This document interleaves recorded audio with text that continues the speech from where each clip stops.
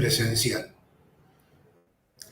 Bien, vamos a compartir la presentación de hoy.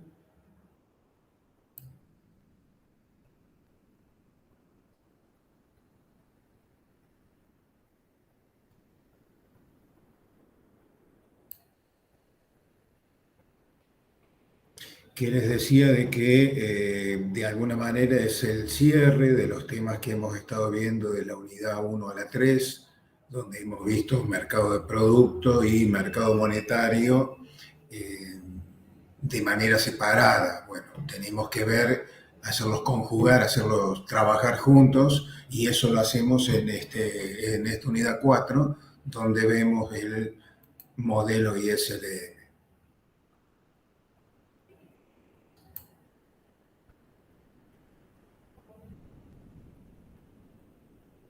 Ellos sí. Ahí está. No sé por qué, si es el mouse mío o qué, que no respondía. Bueno, ¿cuáles son los objetivos que perseguimos con este modelo? Ver cómo interactúan los mercados de bienes y dinero, determinar el equilibrio simultáneo entre los dos mercados. Luego de determinar el equilibrio simultáneo, ver las situaciones de desequilibrio y cómo se ajustan esos desequilibrios hacia el equilibrio simultáneo. Y por último, ver cuáles son los efectos de la política monetaria y fiscal sobre las dos variables de análisis, que son el ingreso y la tasa de interés.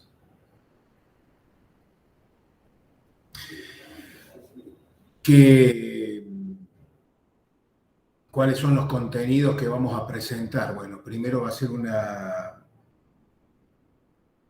vista general del modelo ISLM, luego vamos a ver de manera particular el equilibrio en el mercado de bienes a través de la función IS, el equilibrio en el mercado del dinero a través de la función LM, el equilibrio simultáneo de los dos mercados, de producto y de dinero. Vamos a entrar como más en detalle sobre los multiplicadores de la política fiscal y de la política monetaria y los efectos de las diferentes políticas económicas analizado a través del modelo ISLM.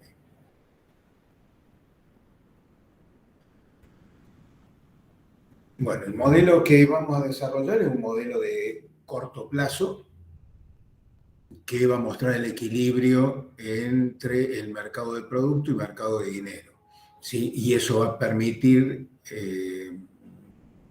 obtener la producción o ingreso y tasa de interés de equilibrio. El nombre del modelo ISLM, allí está referenciado por qué lo denominamos así. El ahorro en el mercado del producto se encuentra en equilibrio cuando la inversión es igual al ahorro, por eso de ahí deriva IS, y otro tanto sucede con la demanda de dinero que iguala la oferta de dinero y que denominamos LM. La demanda de dinero la simbolizamos con la letra L y la oferta siempre fue con la letra M, de allí deriva entonces el modelo ISLM. Acá tenemos un esquema general de lo que planteamos en la unidad. El equilibrio en el mercado monetario lo obtenemos con la función LM. El equilibrio en el mercado de bienes lo obtenemos con la función IS, en conjunto conforman el modelo ISLM, que permiten determinar el ingreso de equilibrio y la tasa de interés de equilibrio. Finalmente, después veremos cómo la política monetaria, que opera obviamente a través del mercado monetario, o la política fiscal, que afecta el mercado del producto, influyen sobre el modelo a través de afectar la función LM el primero y la función IS el último. Acá tenemos el mismo esquema que veían recién con cuadritos, solamente que con los gráficos correspondientes. También de manera general, no se asusten, ya después lo vamos a ir desagregando, es para que tengan una visión panorámica de lo que es el modelo ISLM y de dónde parte y qué pretende hacer. ¿Sí? Acá tenemos que esto nace en el cuadrante inferior izquierdo, en el mercado del dinero, donde se determina por la conjunción de la demanda de dinero y la oferta de dinero la tasa de interés I sub 0 que equilibra ese mercado. Cuando se obtiene esa tasa de interés que equilibra el mercado del dinero, esa tasa de interés va a determinar a través de la función de inversión, de la función de demanda de inversión, el nivel de inversión I sub 0, el nivel de inversión real. Ese nivel de inversión permite determinar, a su vez, en el cuadrante superior derecho, la función de demanda agregada. O sea, la demanda agregada habíamos dicho que era el consumo más el gasto del gobierno, y a eso le teníamos que sumar una función de inversión, según habíamos visto en la primera clase, que reemplazaba el mercado de bienes de capital, ¿sí? La condición para eliminar ese mercado de bienes de capital era que existiera una función de inversión, pero la función de inversión por sí sola no nos permitiría obtener la demanda o una determinada demanda agregada, el nivel de la demanda agregada para una situación particular. Para eso tenemos que conocer la tasa de interés que nos permite obtener un nivel de inversión que, trasladado a esta función de demanda agregada, nos permite determinar el ingreso de equilibrio. Este ingreso de equilibrio que obtenemos a través de que la demanda agregada igual a la oferta agregada, conjuntamente con la tasa de interés que hemos determinado en el mercado monetario, es lo que en este gráfico de abajo, inferior derecho, estamos mostrando como tasa de interés y nivel de ingreso de equilibrio, de equilibrio simultáneo de estos dos mercados, el mercado de bienes y servicios, o mercado del producto, y del mercado monetario. Al costado ustedes tienen las diferentes ecuaciones que permiten arribar a las funciones IS. Digo funciones IS porque lo podemos despejar en función del ingreso o en función de la tasa de interés. Y más en el cuadrito de abajo, lo que es el mercado de dinero, también con la función LM despejada en función del ingreso y la función LM despejada en función de la tasa de interés. Bien, entonces eso que hemos visto es a modo de resumen general de lo que es este modelo ISLM, que ahora vamos a ver de manera particularizada a través de sus componentes, empezando por la función IS, donde vamos a ver cuáles son los supuestos en los que descansa, qué es la función o la curva IS. Luego vamos a ver los diferentes componentes de la demanda agregada, la derivación analítica y gráfica de la función IS y algunos puntos distintivos de esta función IS. Los supuestos básicos es que estamos en una economía cerrada, que el análisis es de corto plazo y que estamos en presencia de precios fijos. Acuérdense que hablábamos de precios fijos basándonos en la existencia de factores productivos desempleados. Si existen factores productivos desempleados, quiere decir que la producción puede aumentar en el corto plazo sin que eso genere una presión sobre los precios. Y algo que no se ve dentro del esquema de la IS es que, como decía yo recién cuando les mostraba el gráfico, ya la tasa de interés está determinada a través de la política que haya llevado a cabo el Banco Central, que fijó la cantidad de dinero y a través de que existe una demanda de dinero, eso permite determinar la tasa de interés de equilibrio.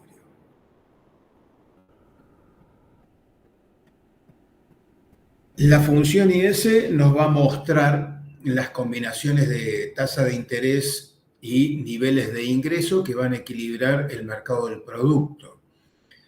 Ese equilibrio se va a dar cuando la demanda agregada sea igual a la oferta agregada. La demanda agregada, repetimos, es el consumo más el gasto del gobierno más la inversión.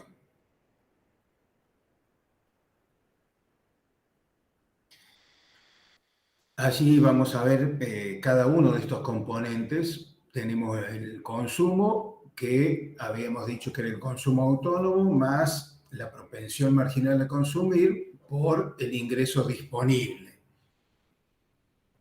Allí tenemos a que es igual al costado, que es igual el ingreso disponible.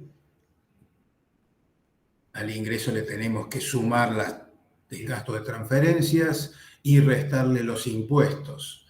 Los impuestos pueden estar dados por una función como la que tienen allí, o sea, una función que expresa que hay un impuesto autónomo y una parte de los impuestos que se recaudan que depende del ingreso, o sea, una proporción del ingreso.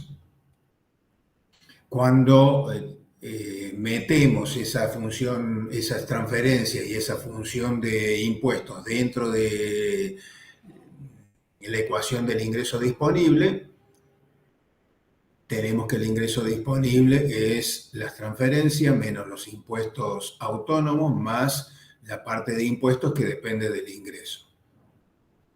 Reemplazando todo eso en la función de consumo, ustedes ven allí al final que el consumo, en definitiva, es el consumo autónomo más la propensión marginal a consumir por las transferencias, menos la propensión marginal a consumir por los impuestos autónomos, más la propensión marginal a consumir por 1 menos T por el ingreso. Eso a modo recordatorio de cuáles eran los componentes de esta función consumo que integra la función de demanda agregada. El gasto público contempla la inclusión del gasto que realiza el gobierno tanto en bienes de consumo como en bienes de inversión. Y lo representamos como G.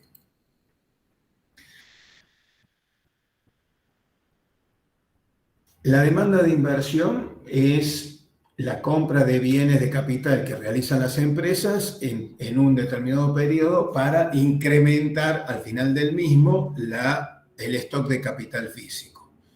Y como dijimos, esta función de inversión depende de la tasa de interés.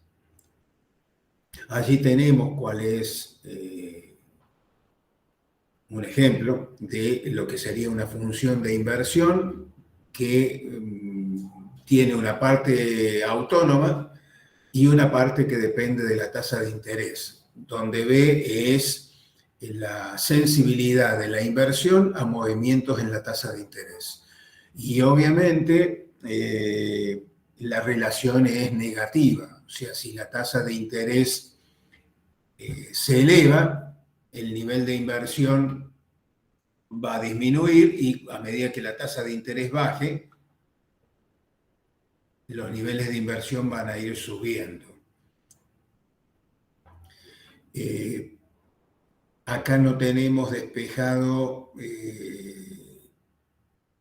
la función de inversión en función de la variable que en el gráfico tenemos como independiente, que es la tasa de interés, que es lo que permitiría ver la pendiente de la función de inversión, que tal cual está el gráfico, sería 1 sobre B.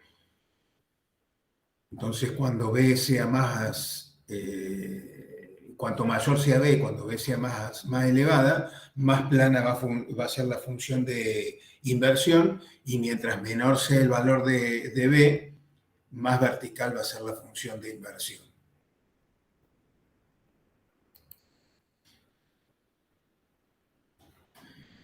Bueno, aquí tienen ustedes dos ejemplos de la afectación de cambios en la tasa de interés dependiendo de si la función de inversión tiene mayor o menor pendiente. Si la pendiente es mayor, como en la función de inversión de color celeste azul, una caída en la tasa de interés va a producir un aumento en el nivel de inversión, pero no tan elevado, ¿sí? Mientras que si la función de inversión es más plana, tiene menos pendiente, una pequeña baja en la tasa de interés es suficiente para producir un aumento importante en los niveles de inversión.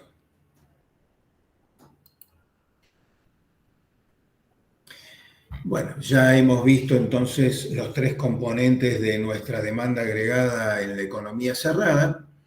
Allí lo juntamos, la demanda agregada igual al consumo, más la inversión, más el gasto del gobierno. Lo hemos desagregado según los componentes que hemos visto que integran cada uno de ellos. Y una vez desagregada, podemos hacer una agregación diferente, o sea, agregar todos los componentes autónomos de esta función de demanda agregada y llamarlos A barrita. A entonces va a ser igual al consumo autónomo más las transferencias autónomas por la propensión marginal a consumir, menos los impuestos autónomos por la propensión marginal a consumir, más la inversión autónoma, menos el gasto del gobierno, que es autónomo. Reemplazando en la ecuación de demanda agregada de más arriba, nos queda que la demanda agregada es este componente autónomo de gasto más la propensión marginal a consumir por 1 menos T por el ingreso, menos B por I, donde B, recuerden, era la sensibilidad de la inversión a variaciones en la tasa de interés.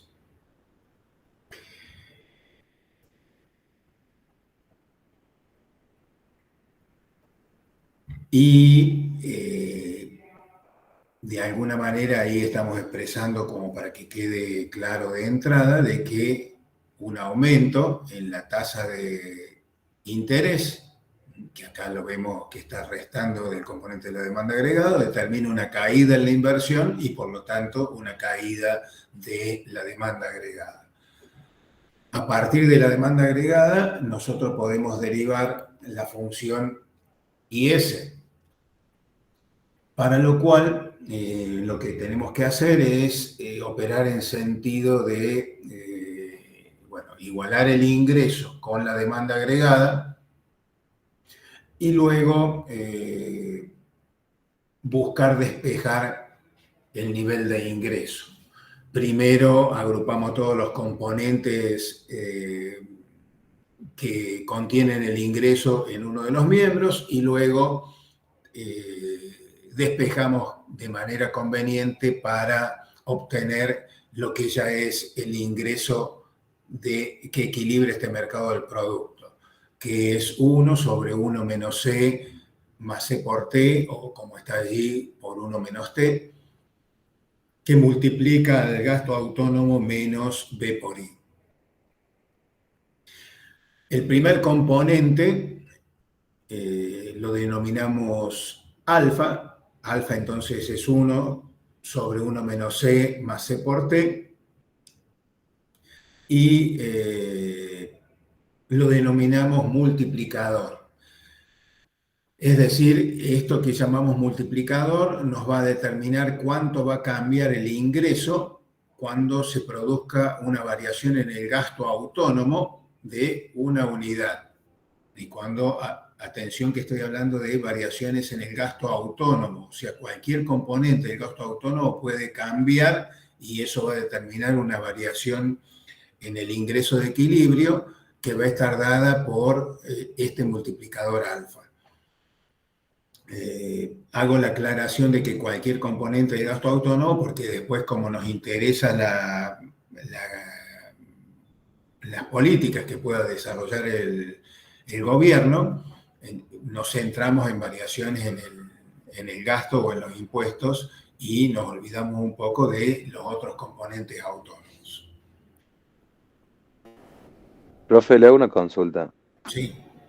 Si hay una variación en alguno de los componentes del gasto autónomo, del gasto agregado autónomo, cuando nosotros vayamos a hacer con el multiplicador para calcular el nuevo ingreso de equilibrio, lo calcularíamos como el multiplicador por la variación en el componente que haya variado, menos B por I,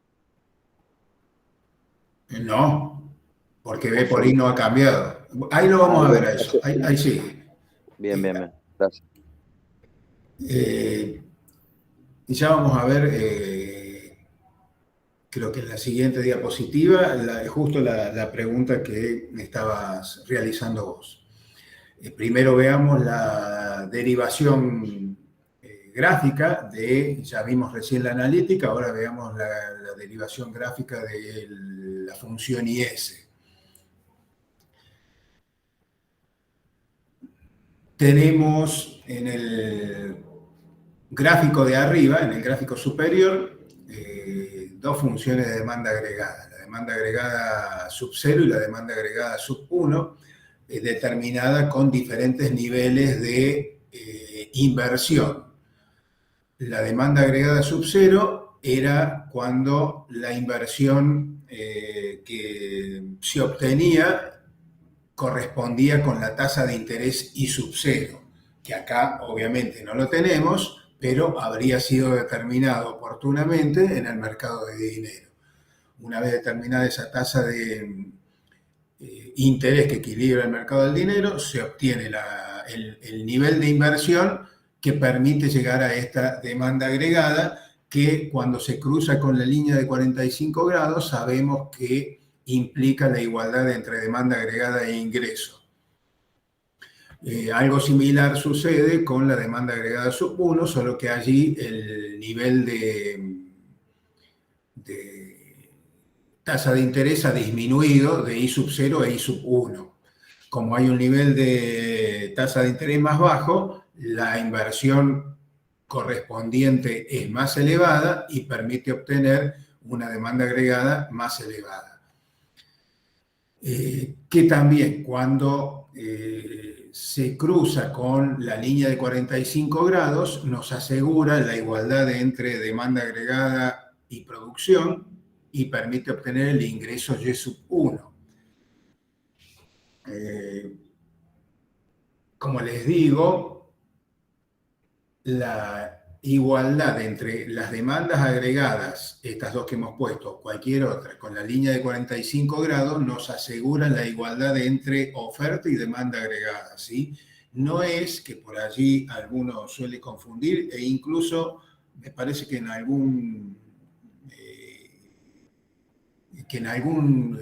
apunte lo he visto, como diciendo de que la línea de 45 grados representa el ingreso y de ninguna manera la línea de 45 grados representa el ingreso.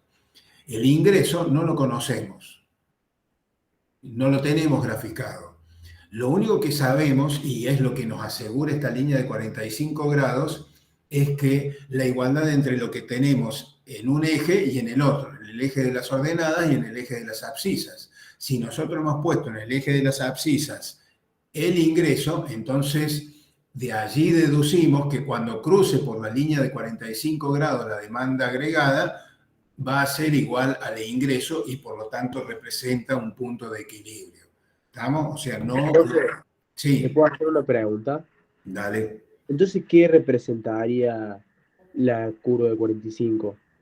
Que O sea, la mitad, o sea, separar la mitad de la demanda claro, agregada. no representa nada de la línea de 45 grados. O sea, si vos tenés un ángulo de 90 grados, 45 grados, todo lo que pase por allí No, sí, te asegura la igualdad de lo que hay en un eje y en el otro. O sea que exactamente. en sí los 45 grados se representan a sí mismos, representa la igualdad de la variable que pones en un eje con la variable que pones en el otro eje. Como la variable que hemos puesto en el eje de las abscisas es el ingreso o producción, entonces sabemos que cuando la demanda agregada, que es la variable que tenemos en las ordenadas, cruce esa línea de 45 grados, nos asegura esa línea de 45 grados que está igualando al ingreso. Y por lo tanto pasamos a conocer el ingreso en ese punto. ¿Estamos? Sí, yo también la había visto representada como si fuese la oferta, como si fuese el ingreso, como vos habías dicho antes, la oferta agregada. Lo había visto representado así, pero O la verdad sea, que me genera un poco de confusión saber qué representa teóricamente. claro, o sea, yo suelo hacer esa aclaración más allá de que si en lugar de ponerle 45 grados le pusieran oferta o ingreso, no lo llevaría a un error en cuanto a la derivación, por ejemplo, de la IS, pero siempre me gusta aclarar de que eso no es la función de oferta agregada. No tenemos graficada la función de oferta agregada. Simplemente Claro, no sabemos representa el que, ingreso. claro, sabemos que cuando cruza por esa línea tiene que ser igual, pero nada más. Y por eso nos permite determinar el nivel de ingreso o los diferentes niveles de ingreso de equilibrio. Bien, trasladado a un gráfico en el cual tengamos en las ordenadas el nivel de tasa de interés y en el eje de las abscisas el ingreso, tenemos el punto E sub 0 del gráfico superior que representa dos cosas, o que se obtiene, mejor dicho, no que representa, que se obtiene con una tasa de interés I sub 0 y permite determinar un ingreso Y sub 0. Entonces acá tenemos ese punto trasladado al nivel de tasa de interés I sub 0 y al nivel de ingreso Y sub 0. Lo mismo con el punto de equilibrio E sub 1, que corresponde a una tasa de interés I sub 1 y permite determinar el nivel de ingreso Y sub 1. Allí tenemos trasladado al gráfico de abajo los dos puntos de equilibrio entre oferta y demanda agregada. Uniendo esos dos puntos tenemos nuestra función IS, que como hemos dicho son todas las combinaciones de tasa de interés y niveles de ingreso que equilibran el mercado del producto. Ahora que tenemos nuestra función IS y que conocemos los puntos de equilibrio, podemos ver al menos dos puntos de desequilibrio, el punto H y el punto J. El punto H se obtiene cuando la tasa de interés es I sub 1 y el nivel de ingreso es Y sub 0. Trasladado abajo, ese punto H vemos que queda por debajo de la función IS. Pero si vemos el significado económico, es más fácil verlo en el gráfico de arriba. En el punto H tenemos claramente que la demanda está por encima, la demanda agregada está por encima del nivel que equilibraría el ingreso, ¿sí?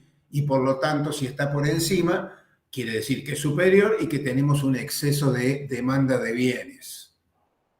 Por lo tanto, podemos concluir que todos los puntos que, como el H, estén por debajo de la función IS, implican un exceso de demanda de bienes.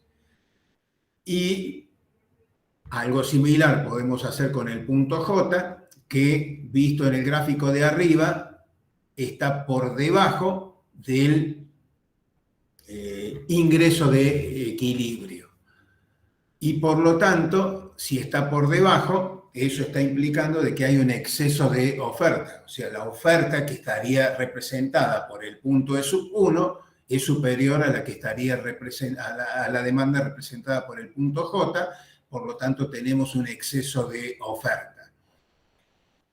Llevado al gráfico de abajo, podemos concluir entonces que todos los puntos que como el J estén por encima de la función IS están representando un exceso de oferta de bienes.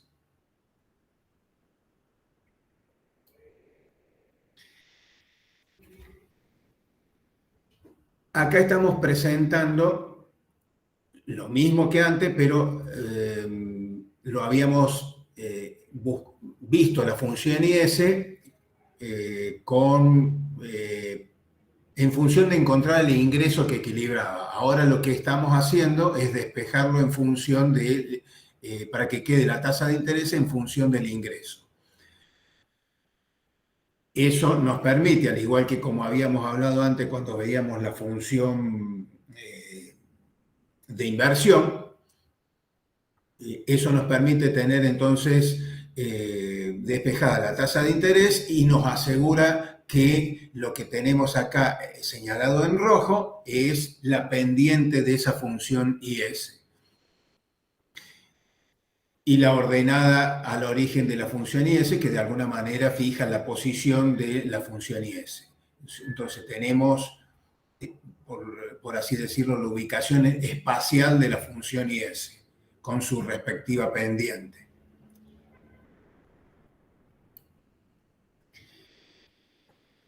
Allí he puesto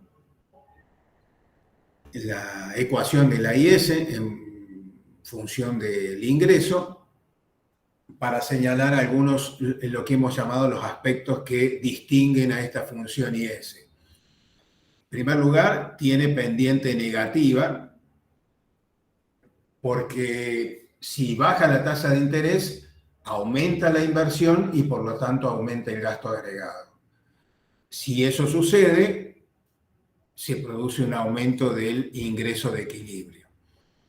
Y lo otro que estamos viendo allí es que la pendiente de la curva IS va a depender de la propensión marginal a consumir, que acá la tienen, del tipo impositivo y de la sensibilidad de la inversión a la tasa de interés.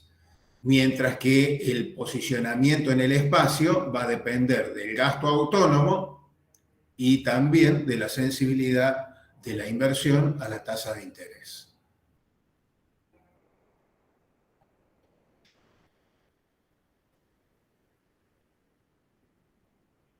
Allí tenemos resumido que afectaciones particulares de la pendiente de la función IS ante cambios en alguno de los determinantes. Entonces la pendiente de la función IS va a ser menor cuanto mayor sea la propensión marginal a consumir. Si ustedes se fijan, la propensión marginal a consumir está restando en el numerador y obviamente si sube, si crece, eso va a determinar que la pendiente sea menor. Y por otra parte, la sensibilidad de la inversión está en el denominador y obviamente, de nuevo, si sube, si es mayor esta propensión, menor va a ser la pendiente de la función IS. Y también va a estar afectada por el tipo impositivo, mientras menor sea el tipo impositivo, que acá está restando, menor va a ser la pendiente de la función IS. ¿Para qué nos interesa o resulta importante conocer la pendiente de la función IS? Porque eso va a permitir saber de antemano, conociendo esta pendiente, cuál va a ser el resultado o qué tan bueno va a ser el resultado de aplicar una política monetaria para alcanzar un mayor nivel de ingreso. Mientras más plana sea la función IS, mientras menor pendiente tenga, mayor va a ser la efectividad de la política monetaria. Y mientras menos pendiente tenga, menor va a ser la efectividad de la política monetaria, como después veremos más adelante.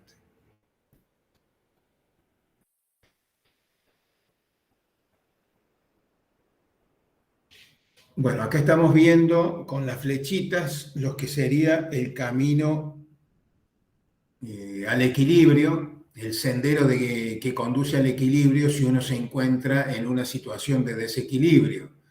En un punto como H, que existe un exceso de demanda de bienes, para volver al equilibrio es necesario que nos movamos hacia la derecha, es decir, que el ingreso aumente, o que nos movamos hacia arriba, es decir, que suba la tasa de interés de manera tal de que baje la inversión. Y si estamos en el punto J, que habíamos visto que existía un exceso de oferta de bienes, para alcanzar el equilibrio es necesario que nos movamos hacia la izquierda, una caída del ingreso, o que nos movamos hacia abajo, que baje la tasa de interés. Y por lo tanto eso va a llevar a un aumento en la inversión.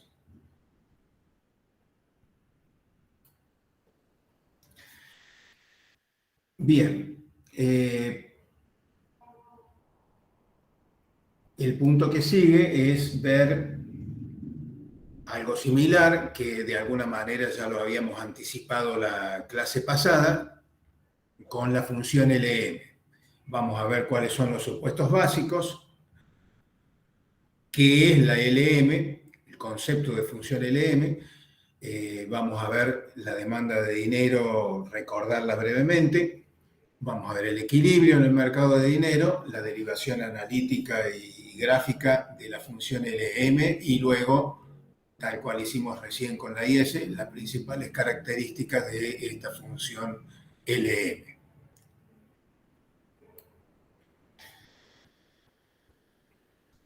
De nuevo, los supuestos básicos se repiten, que estamos en una economía cerrada, que el análisis es de corto plazo, que en el corto plazo puede haber factores productivos desempleados y por lo tanto estamos en presencia de precios fijos.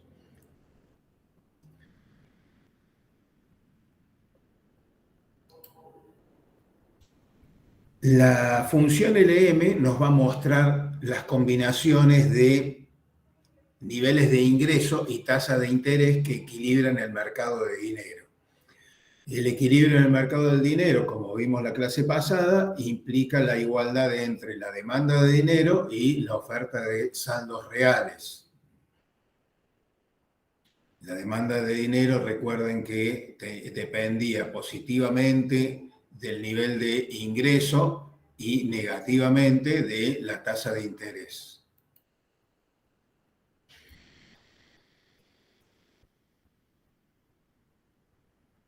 Bueno, allí tenemos graficada la demanda de dinero como punto de partida. Como tenemos, graficamos la demanda de dinero en el esquema gráfico o en los gráficos cartesianos, donde la ordenada es la tasa de interés y en las abscisas el nivel de demanda de dinero, claramente no tenemos representada una de las variables de esta función de demanda, que es el ingreso, ¿sí? Entonces, todo lo que implique que se mueve esa variable ingreso va a implicar que se mueva la función de demanda de dinero, ya sea hacia la derecha si aumenta el ingreso o hacia la izquierda si disminuyera el ingreso. Nosotros tenemos allí graficado un aumento del ingreso desde Y sub 0 a Y sub 1 para mostrar el subsecuente desplazamiento de la función de demanda de dinero. Y obviamente con la pendiente negativa, indicando que cuando la tasa de interés es alta, la cantidad de dinero que se demanda disminuye porque se demandan otros activos financieros, y cuando la tasa de interés disminuye, la demanda de dinero aumenta porque aumenta el costo de pasarse a otro activo financiero y por lo tanto no quiero incurrir en ese costo.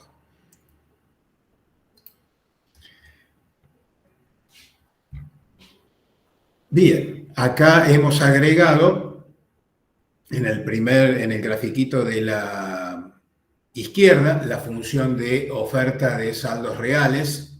Ya teníamos las funciones de demanda de dinero cuando el ingreso era Y sub 0 y las funciones de demanda de dinero cuando el ingreso es Y sub 1, más elevado. O sea, la demanda de dinero es más elevada porque el nivel de ingreso es más elevado. Cuando se cruzan con la oferta de dinero, determinan el equilibrio en el mercado del dinero y una tasa de interés de equilibrio correspondiente.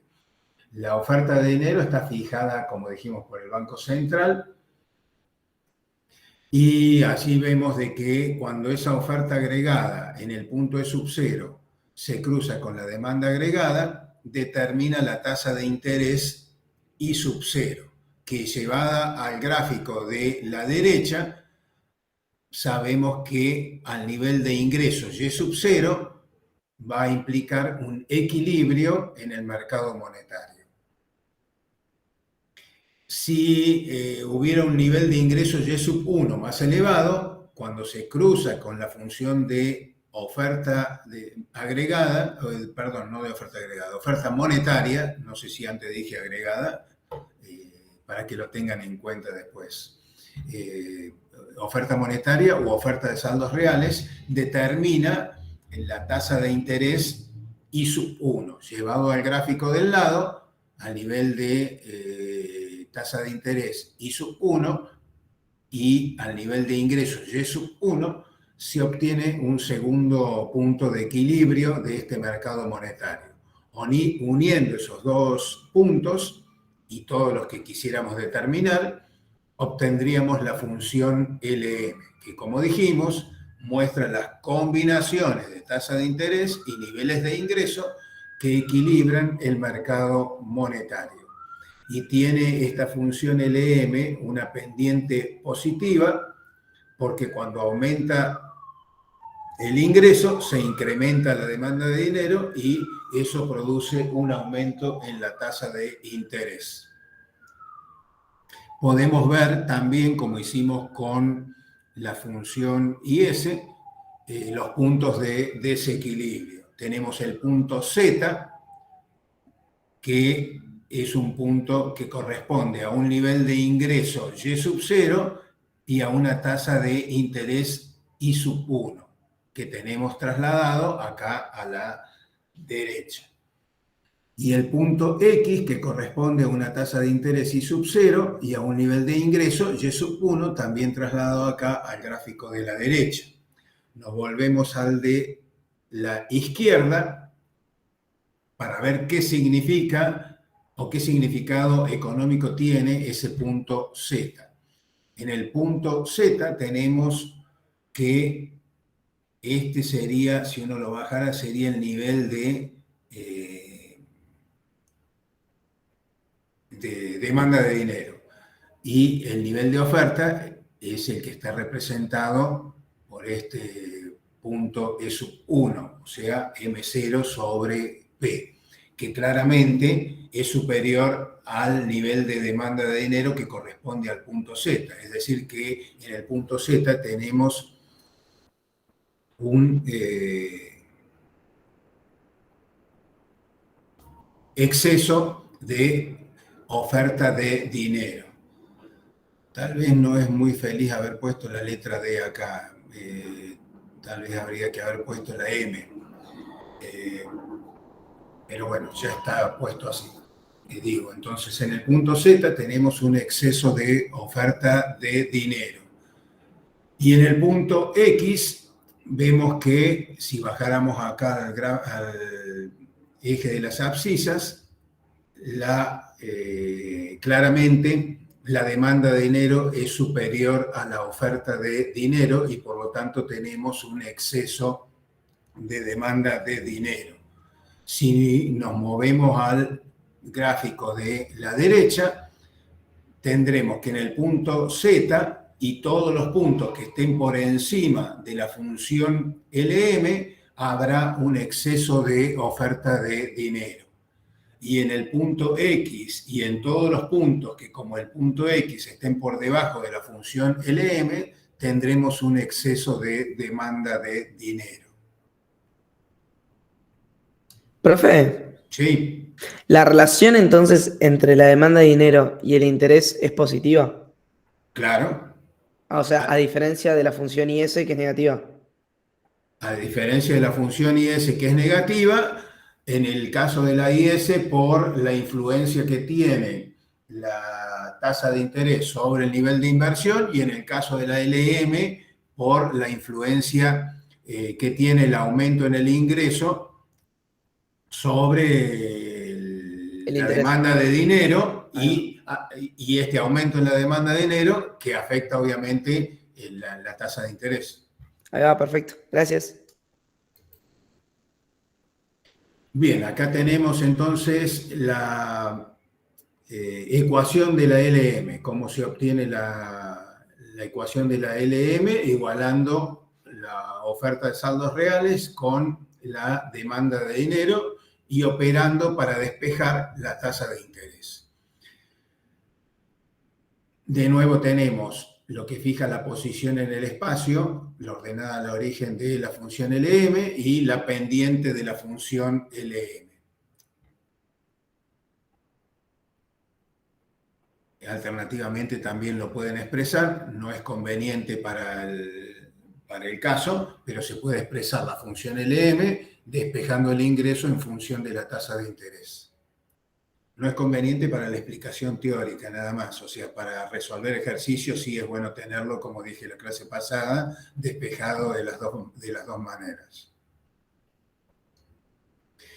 ¿Qué aspectos son distintivos o notorios de esta función LM? Bueno, tiene pendiente positiva, ahí sí va lo que consultaba recién, porque un aumento del ingreso incrementa la demanda de dinero y eso presiona sobre el mercado monetario elevando la tasa de interés.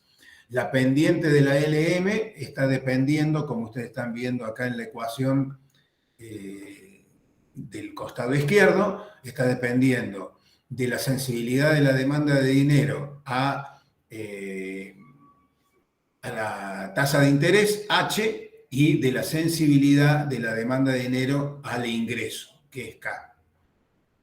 Y la posición está dependiendo de los saldos reales y de la sensibilidad de la demanda de dinero a la tasa de interés.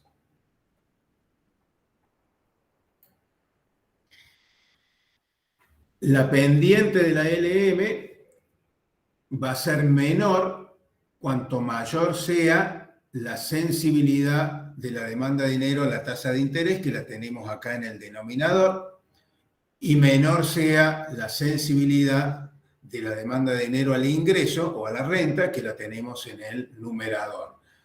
En este caso, conocer la pendiente de la función LM es importante porque eso nos permite conocer o presumir de antemano cuál va a ser la efectividad de las políticas fiscales.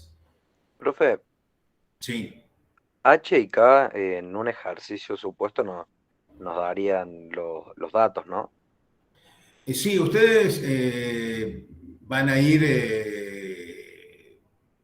viendo, o sea, esos son datos que se conocen por, ya sea por la función de demanda de dinero que les va a ser proporcionada, lo mismo, o sea, todos estos parámetros que aparecen dependen de alguna función que se subsume o que se resume en la IS o en la LM. O sea que no es que van a tener que determinar. Seguramente lo que sí van a tener que determinar va a ser el valor de un multiplicador de política monetaria o del multiplicador de la política fiscal o ambos. Ok, profe, gracias. Bien, al igual que hicimos antes con los puntos de desequilibrio en el mercado del producto. Ahora en el mercado del dinero también vemos cómo se ajusta o cuál es el camino al equilibrio en el mercado del dinero. Si existe un exceso de oferta de dinero, como tenemos allí en el punto Z, para volver al equilibrio, tiene que aumentar la producción, es decir, nos movemos hacia la derecha, o tiene que disminuir la tasa de interés. De manera tal de que eso lleve a un aumento de la demanda de dinero, ¿sí? Y lo mismo, si estamos en una situación en la cual existe un exceso de demanda de dinero, para volver al equilibrio, tendrá que disminuir el ingreso o subir la tasa de interés. Insisto con esto, posiblemente para años posteriores lo cambie.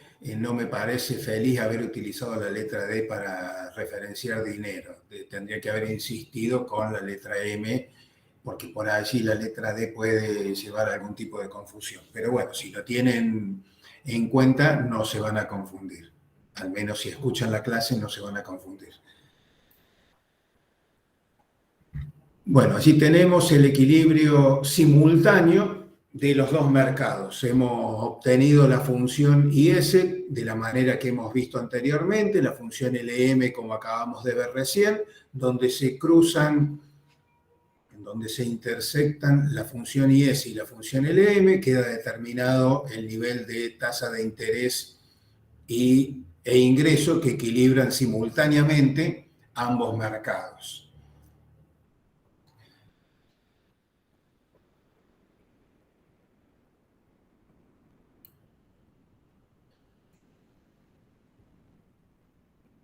El equilibrio simultáneo nos lleva a que aumenten las zonas de desequilibrio. Cuando uno los mira individualmente, ya sea la función IS o la función LM, teníamos de alguna manera menos posibilidades de confundirnos. Ahora tenemos que estar más atentos para ver que han quedado determinados 4 cuadrantes que podríamos denominar 4 cuadrantes de desequilibrio. En la función IS, que es esta que tiene la pendiente negativa, que está en un color negro, los puntos que estaban a la derecha eran puntos que mostraban exceso de oferta de bienes, y los puntos que estaban a la izquierda era exceso de demanda de bienes. Los puntos de la LM de desequilibrio, los que estaban a la derecha, eran exceso de demanda de dinero, y los puntos que estaban a la izquierda eran exceso de oferta de dinero.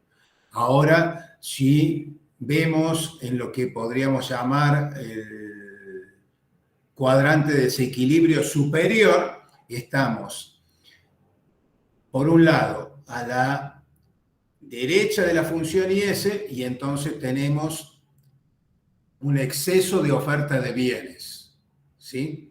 Pero estamos por encima o a la izquierda de la función LM, y por lo tanto tenemos un exceso de oferta de dinero simultáneamente. Entonces, los puntos que se encuentren en ese cuadrante estarán implicando que hay exceso de oferta de dinero y exceso de oferta de bienes. Si venimos hacia en sentido contrario a las agujas del reloj, tenemos este punto que le podríamos haber puesto un nombre para identificarlo más fácilmente y lo omitimos. Digo, seguimos estando por encima de la función LM, por lo tanto seguimos en una situación de exceso de oferta de dinero, pero ahora nos movimos hacia abajo o hacia la izquierda de la función IS, y por lo tanto estamos en una situación de exceso de demanda de bienes. Entonces los puntos que como ese estén en el cuadrante izquierdo están representando un exceso de demanda de bienes y un exceso de oferta de dinero.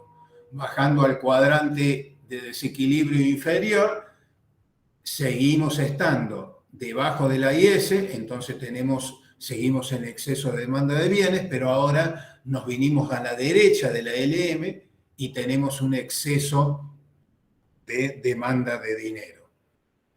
Por lo tanto, todos los puntos como ese van a implicar exceso de demanda de dinero y exceso de demanda de bienes.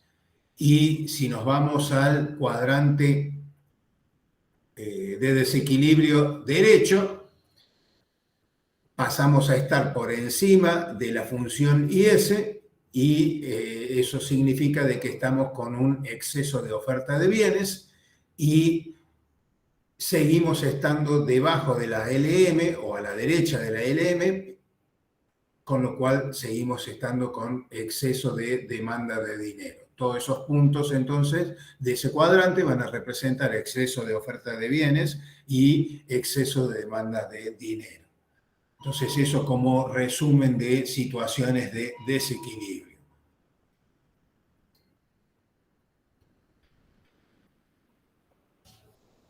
Acá tenemos la deducción analítica del equilibrio, donde hemos despejado el ingreso en la función, en la ecuación de la IS y la tasa de interés en la ecuación de la LM. Y lo hemos hecho de esa manera para reemplazar dentro de esta primera ecuación, en la ecuación de la IS, la tasa de interés. ¿Por qué vamos a reemplazar la tasa de interés?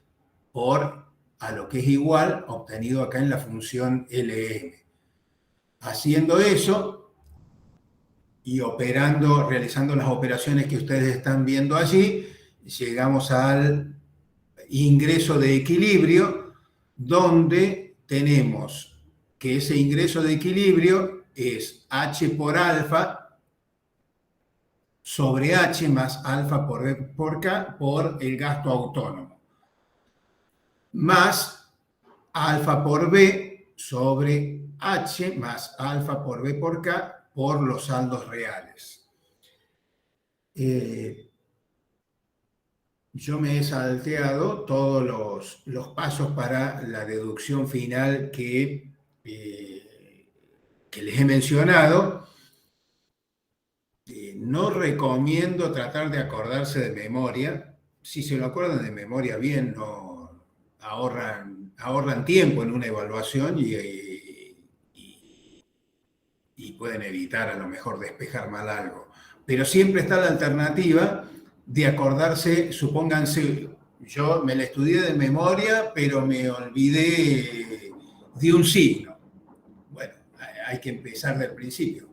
Acuérdense de este principio de la ecuación IS, de la ecuación LM, igual en la, o reemplacen, como hice yo, la tasa de interés obtenida en la LM en la IS y a partir de allí hagan la deducción y tienen una posibilidad que, aunque se hayan olvidado de la fórmula final, puedan llegar a ella y obtener los resultados correspondientes, ¿sí? O sea que son dos alternativas. Bien, el factor que está acompañando al gasto autónomo lo tenemos acá arriba y lo denominamos multiplicador de la política fiscal y lo llamamos gamma. Es el multiplicador de la política fiscal cuando se consideran las interacciones con el mercado monetario. Porque acuérdense que el multiplicador de la política fiscal, cuando solamente teníamos mercado del producto, era alfa. ¿Estamos? Entonces ahora gamma es el multiplicador de la política fiscal cuando consideramos las interacciones con el mercado monetario. Y beta es el multiplicador de la política monetaria cuando consideramos las interacciones con el mercado del producto.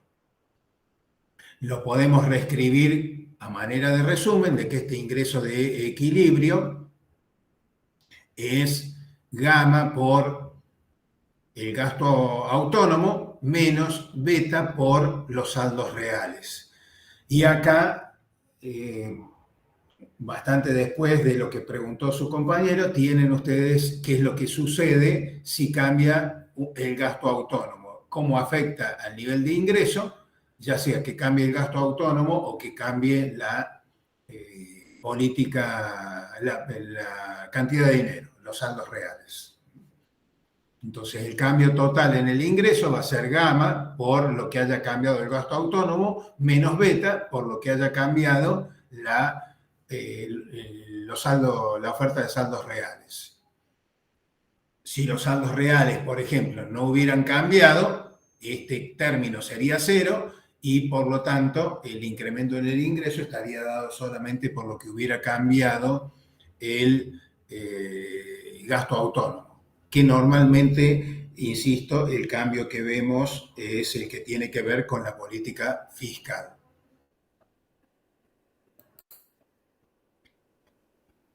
Bien, allí tienen ustedes un pequeño resumen de cómo afecta cada uno de los componentes de ese multiplicador al multiplicador mismo. Si aumenta B, el multiplicador de la política fiscal cae. Si aumenta K, el multiplicador de la política fiscal cae, o sea, ambos están en el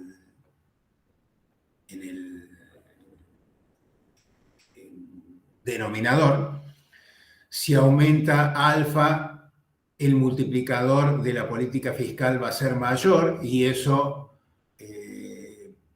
lo que podemos decir es que prevalece, si bien alfa está en el numerador y en el denominador, prevalece el efecto resumido en el denominador, en lo que sucede en el denominador. Para verlo desde el punto de vista matemático habría que derivar, que no es el objeto porque no es un curso de matemática, ¿estamos? Así que ese sí se lo van a tener que acordar, que prevalece el efecto expansivo representado por el numerador sobre el recesivo representado por el alfa del denominador.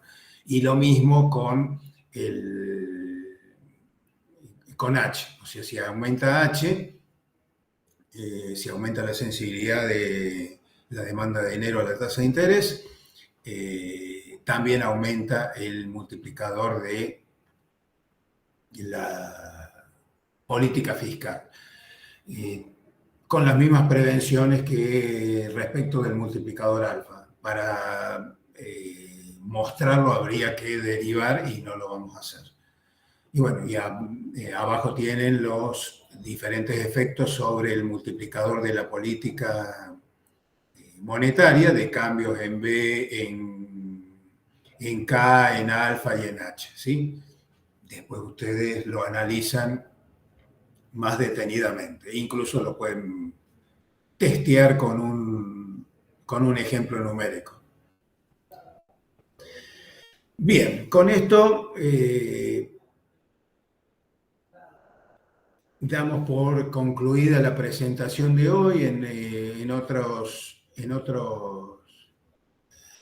veces que he dado el curso, he presentado lo que he puesto ahora como actividades adicionales, que serían las que tienen que ustedes encarar el día, en lo que sería la clase del día jueves, ¿sí? A partir de comprender cómo funciona este modelo ISLM,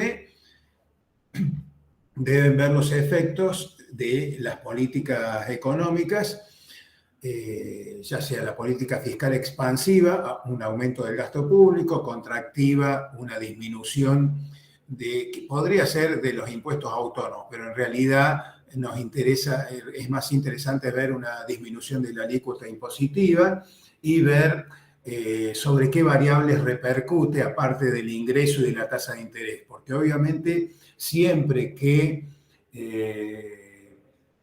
haya una política, sea monetaria o sea fiscal, va a haber dos variables que se van a afectar de manera directa, que son el ingreso y la tasa de interés, porque eso es lo que muestra el modelo. O sea, el modelo, recuerden, busca encontrar los niveles de tasa de interés e ingreso que equilibran simultáneamente el mercado de dinero y mercado de productos. Por lo tanto, cualquier cosa que uno cambie va a cambiar esas dos variables indefectiblemente, pero también o esos cambios que se van a reflejar en la tasa de interés y en el ingreso, lo hacen a través de modificar algunos otros componentes, ¿sí? Entonces, esos otros componentes son variables también afectadas. Particularmente cuando uno toca la política fiscal, se produce el efecto expulsión, que ese es uno de los más interesantes de analizar. Tendrán que ver entonces, sí. Perdón, que le interrumpa. ¿En la clase del jueves ya terminaríamos de ver todos los temas para el primer parcial? O sea, en principio ya está visto globalmente todo. Lo que yo le estoy dando las indicaciones es como para que ustedes amplíen hacia lo que serían aplicaciones del modelo. Entonces, ¿cuáles serían las aplicaciones? Ver los efectos de la política fiscal, los efectos de la política monetaria, también expansiva y contractiva, y ver casos particulares de política fiscal y política monetaria actuando en los casos extremos. El modelo keynesiano, que presenta la trampa de la liquidez, un sector de la LM horizontal, y el modelo clásico, donde hay una LM vertical, ¿sí? O sea, ver la eficiencia o la eficacia de las políticas, tanto fiscal como monetaria, en esos casos extremos. Con eso estaría cerrada los temas que entrarían al parcial. Perfecto, gracias. En particular, supónganse que hay alguna cuestión que puedan no entenderla y por eso también es que yo no lo estoy dando. El segundo video que aparece en la unidad 4, no video de la clase, que va a ser este que vamos a poner más tarde, sino que hay otros videos. Bueno, el segundo video de la unidad 4 muestra precisamente estos efectos que les estoy diciendo yo. Les diría de que primero intenten, a través de la lectura del material, llegar ustedes a sus conclusiones. Y luego miren el video para que les sea más provechoso. Bueno, vamos a dejar de compartir. Y si tienen alguna consulta, si no,